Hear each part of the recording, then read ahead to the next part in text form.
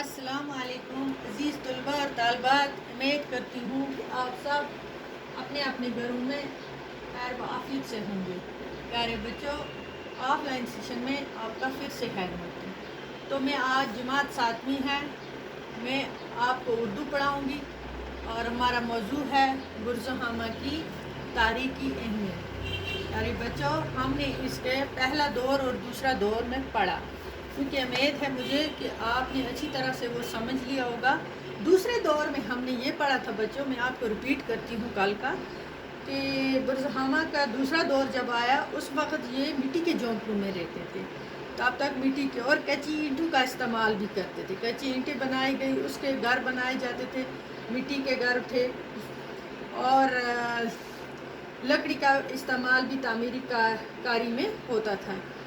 اور انہوں نے ایسے برتن مٹی کے بناتے تھے، چاک کے بنائے ہوئے برتن تھے جن کے اوپر کلر چڑھایا ہوا تھا، نقش سے سائڈوں کو ان کے اوپر ڈیزائن بنائے تھے، اور کچھ سرخ رنگ کے بھی برتن کچھ دریافت کیے گئے ہیں جن میں 950 نگینے لگے ہوئے تھے۔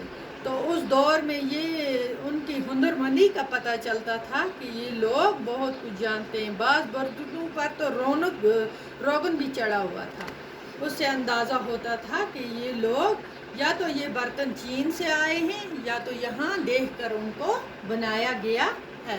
تو آج اس کے بعد ہم پڑھیں گے دوسرا دور آگے۔ دوسرے دور میں اور انہوں نے کیا دیکھا کہ لیکن دوسرے دور میں ایسی قبریں بھی ملی ان کو اس وقت جو ظاہر کرتی ہیں کہ مردوں کو گھروں کے آنگنوں میں دفن کیا جاتا تھا۔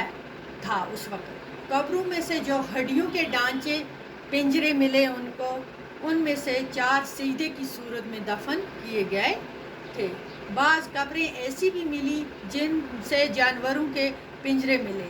ہڈیوں کے یہ ڈھانچے کتے، بھیڑیے اور جنگلی بکری کے تھے، جنگلی بکری کے لگتے تھے۔ یا تو لوگ انہیں پالتے تھے، گھروں میں اندازہ کرتے تھے، یا ان کے مرنے یا ان کی بلی چڑھانے کے بعد انہیں دفناتے تھے، یا پھر انہیں باقاعدہ ان ہی گڑھوں میں رکھتے تھے تاکہ یہ بھی سردی اور برف و باری سے بچ جائیں۔ کن کو؟ جانوروں کو یا تو گھر میں پالتے تھے یہ لوگ، یا ان کو بلی کے لیے مارنے کے لیے لاتے تھے، کیونکہ ان کے پنجرے پائے گئے۔ اس کے بعد برزخانہ کا پھر تیسرا دور شروع ہوتا ہے، یہ دوسرے دور تک ہے۔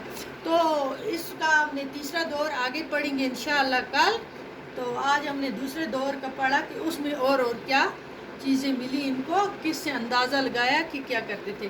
انشاءاللہ کل پڑھیں گے، ہمارے پاس ٹائم کم ہے، تب تک کے لیے خدا حافظ۔